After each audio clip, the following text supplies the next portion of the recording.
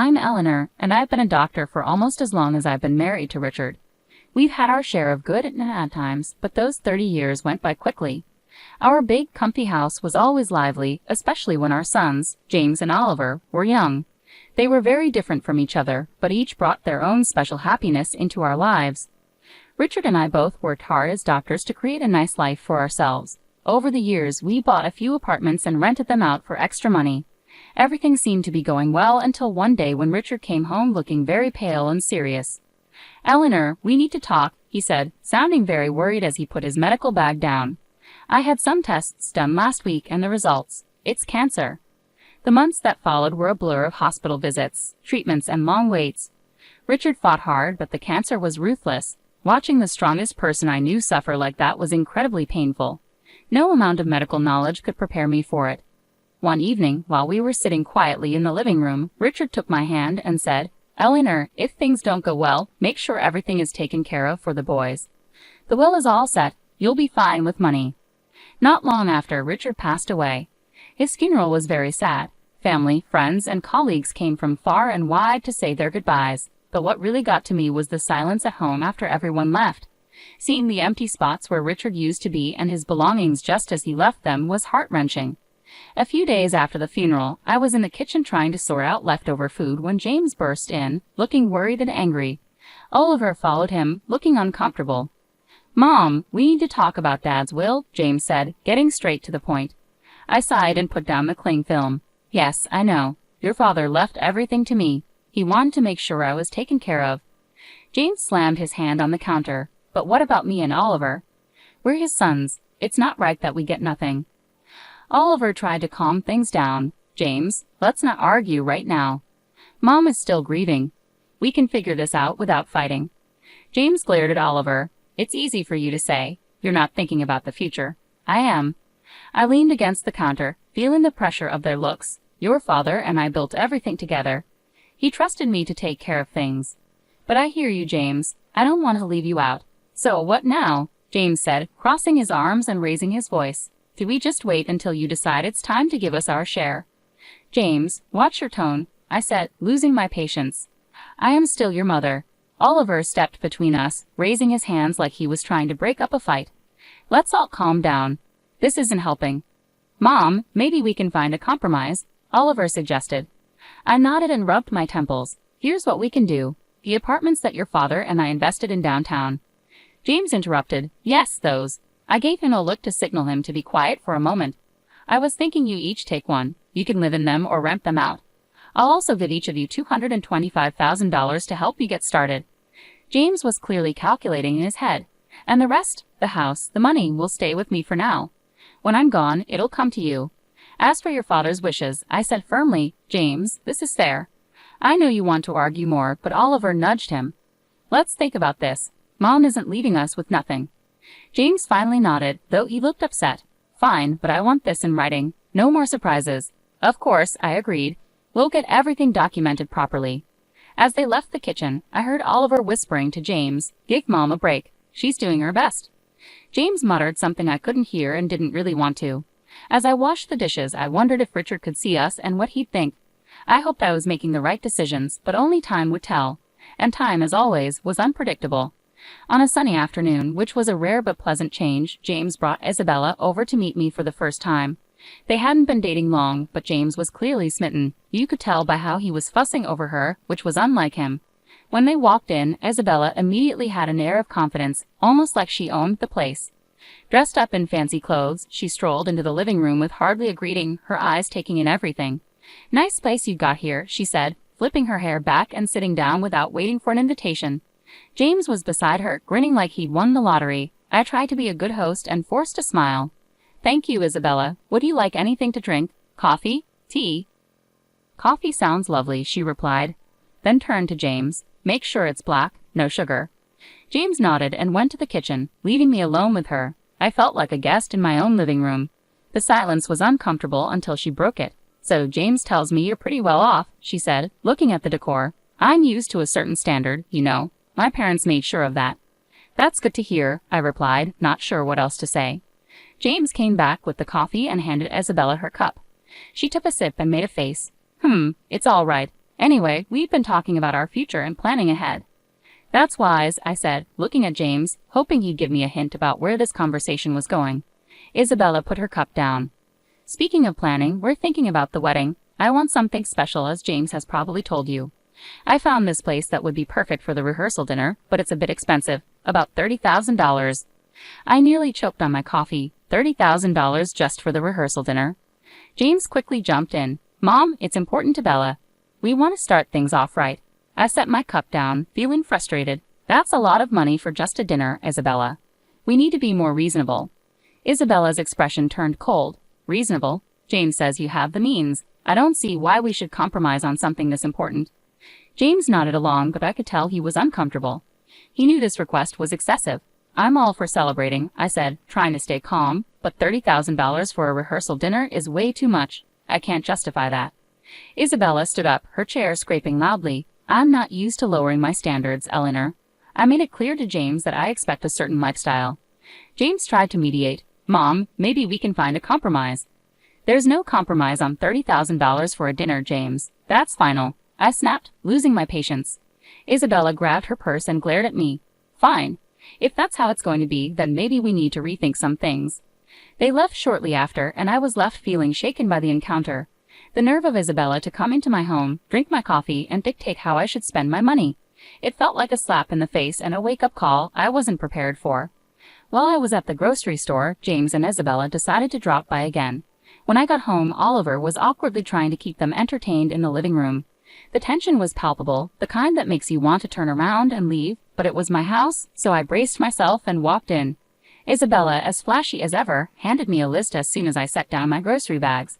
Eleanor, we thought a lot about the wedding gifts, and here's what we've decided. I hope this will make things easier for you. I glanced at the list she gave me. It was surprisingly sensible: kitchen appliances, some nice china, and even a couple of pieces of furniture. This seems quite reasonable, I said, feeling a bit of relief. I think these are wonderful choices. James looked at Isabella with hope in his eyes. Just as I was about to talk about where we could buy the items on the first list, Isabella's expression suddenly changed. She gasped. Oh no, this isn't right. Give that back. She snatched the list from my hands and pulled out another piece of paper from her purse. Here's the real list. The new list was shocking. It included an apartment, a luxury car, an exclusive vacation, and even diamond jewelry. I couldn't believe my eyes. Is this some kind of joke? Isabella remained unfazed. No joke, Eleanor. These are the gifts we expect. Only the best for our wedding. I looked at her, then at James, hoping he would speak up or show that he didn't agree with this craziness. But he just stood there, looking torn but silent. I couldn't hold back. James, why are you letting her do this? You know this is unreasonable. Isabella interrupted, her voice rising. This doesn't concern you, Eleanor. You just need to pay up and stay quiet. That's when Oliver stood up, his face serious. That's enough, Isabella. You're not going to talk to our mom like that. This is her house, and you're way out of line. You need to leave now. The tension in the room was thick as James and Isabella gathered their things. Isabella muttered angrily, "This is ridiculous. We'll remember this." Then they left, slamming the door behind them. I sat down, feeling the weight of everything pressing down on me. Oliver sat beside me and put an arm around my shoulders. We'll figure this out, Mom, but you can't let them bully you into giving more than you can or should. It's not right. He was right, of course, but as I sat there with my son, I worried about James. How had things gotten so out of hand? How could he not see what this was doing to our family? The silence that followed was filled with unspoken worries and fears about the future. I knew this wasn't over. Things were only going to get tougher from here. In the weeks that followed, James called constantly, each call more demanding than the last. His tone was desperate, almost frantic. "Mom, you don't understand. I can't look poor next to Bella's family," he'd argue, his voice breaking with stress. "You have the money. Why can't you just help me out?" I sat at the kitchen table, phone pressed to my ear, feeling a tight knot in my stomach. "James, it's not just about the money. It's about living within your means. Bella's expectations are unrealistic. You can't sustain that without going into serious debt." He'd scoff, frustration clearly boiling over. "What do you know about it? I'm not going to live like a... I need more from the inheritance now." "The offer stands," I said, trying to stay firm. "James, I've agreed to cover half the wedding costs, up to $115,000, and give a $5,000 gift. That's more than generous. Everything has to be agreed upon with me, though. No more surprises." There was a pause, then he laughed sharply. That's nothing. You're just being stingy. You have a million sitting there. Why are you holding out on me? Because it's not just about the money, I replied, my patience wearing thin. It's about not supporting a fantasy that will ruin you. He yelled so loudly that I had to pull the phone away from my ear. I don't need this. I'll handle it my way. Forget you. And with that, the call ended abruptly. Months went by in silence. I tried to keep busy with daily routines, pushing thoughts of James to the back of my mind, but the calm didn't last long. One afternoon, the phone rang, and it was my sister-in-law, Anita. Eleanor, I thought you should know, Anita said cautiously. James is flying all the wedding guests to Hawaii. He sold his apartment to pay for it, and he expects you to make your own way there. He mentioned you weren't interested in helping. I hung up, feeling a mix of anger and sadness. How could he be so reckless? Before I could process it all, Oliver came into the room with a serious look on his face.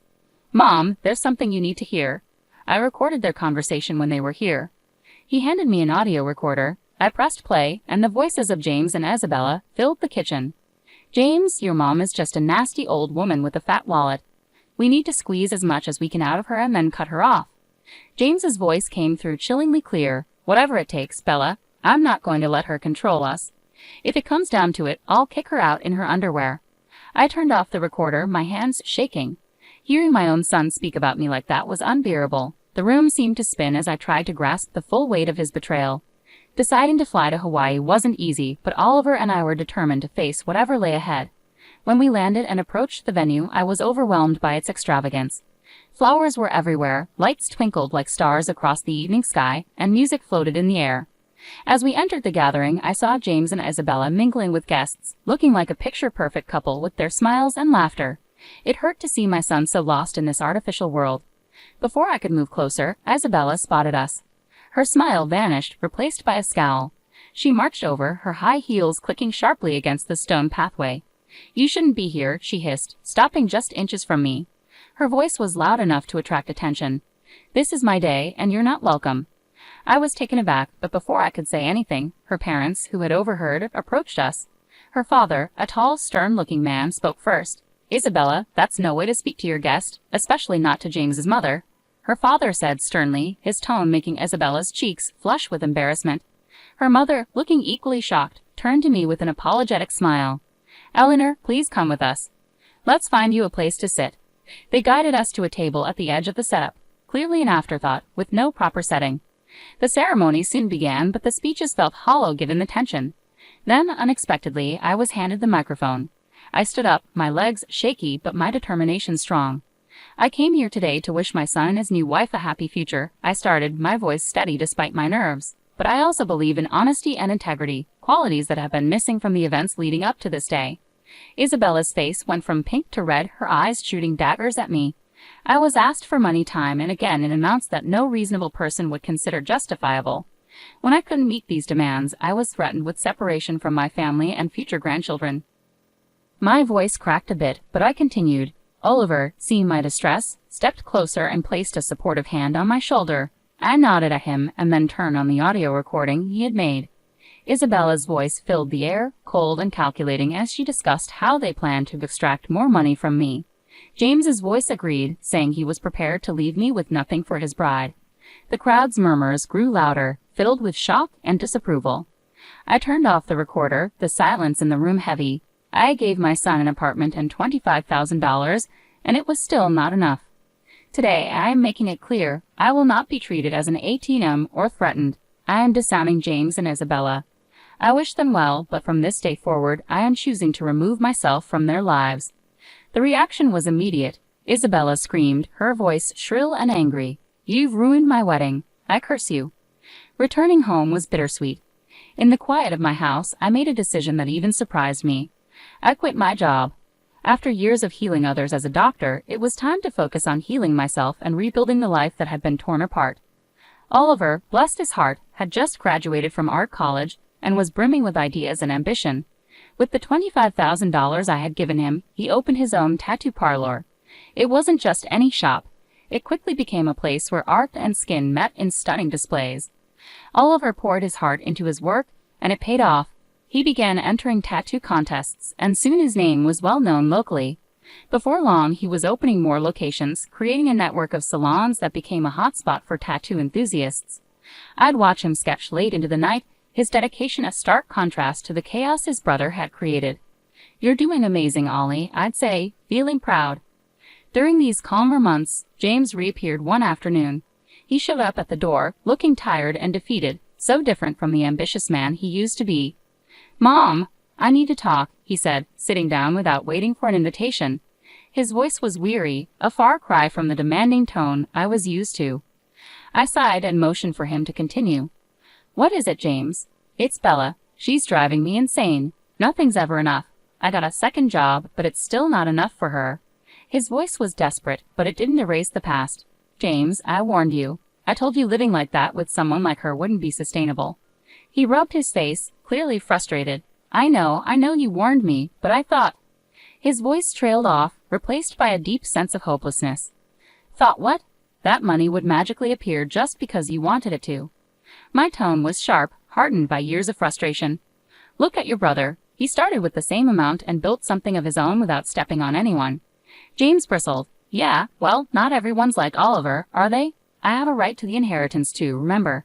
And when you're gone, it'll come to me." That was the last straw. "Get out, James," I said firmly. "And don't come back, not this time. You chose your path." His jaw tightened, and for a moment I thought he might argue further. But instead he turned and walked out, slamming the door behind him. In the quiet that followed, Oliver came downstairs, having overheard the end of our conversation. "Are you okay, Mom?" he asked softly. I nodded, wrapping my arms around Oliver. "I'm okay now, thanks to you. Let's focus on the good we can create and the life we can build together." He hugged me back, his presence a comforting reminder that not all was lost. In that moment, I felt that despite the hard patches, the journey was still worthwhile. We had each other, and that was enough to keep moving forward. Once the storm with James had passed, our home settled into a peace I hadn't felt in years. During this calm period, Oliver introduced someone special, Sarah. She was everything Isabella wasn't: kind, humble, and genuinely caring. As the weeks turned into months, their relationship deepened, and they soon announced their engagement. Unlike James's extravagant wedding, their ceremony was a simple, heartfelt event in our backyard. With flowers from the garden, homemade decorations, and a small group of close friends and family, the day was perfect. During the reception, I pulled Oliver aside. "You've chosen a wonderful woman," I said, my voice choked with emotion. He squeezed my hand and smiled. "I learn from the best," he replied, giving me a knowing look. Life moved quickly after that. They sold the apartment I had given Oliver, adding some of their savings to buy a small, cozy house just a few miles away. One sunny afternoon, while we were having tea in their new living room, Sarah shared some exciting news. "Eleanor, we're expecting twins," Sarah announced, her eyes sparkling with excitement. I nearly dropped my cup, overwhelmed with joy. "Twins? Oh my goodness, that's wonderful." Oliver beamed, his pride clear. "We wanted you to be the first to know. We're really happy, Mom." "Twins," I repeated, letting the words sink in. "Grandchildren." It was a new chapter I was eager to embrace. As for James, news about him was rare. The last I heard, he had divorced Isabella. She had taken almost everything in the split, leaving him to start over in a different city. Despite the pain he had caused, it hurt to know he was out there struggling because of his choices. One evening, as I was looking through old photo albums, Oliver came and sat beside me. He noticed a picture of James and me from years ago. "Do you ever hear from him?" he asked softly. I shook my head. "No. After everything, he's chosen his path, and I have to respect that, even though it breaks my heart." Oliver put an arm around me. "He's still my brother, Mom. Maybe one day he'll come around." "Maybe," I agreed, though I wasn't entirely sure if I believed it. But for now, we had plenty to look forward to, especially with those twins on the way. Oliver chuckled. "Yeah, you're about to be the busiest grandma in town." We both laughed, the sound filling the room with warmth. Despite the past, the mistakes and hard patches, this moment with Oliver felt like everything was exactly as it should be. Life was moving on, and so were we, with new hopes and dreams just on the horizon.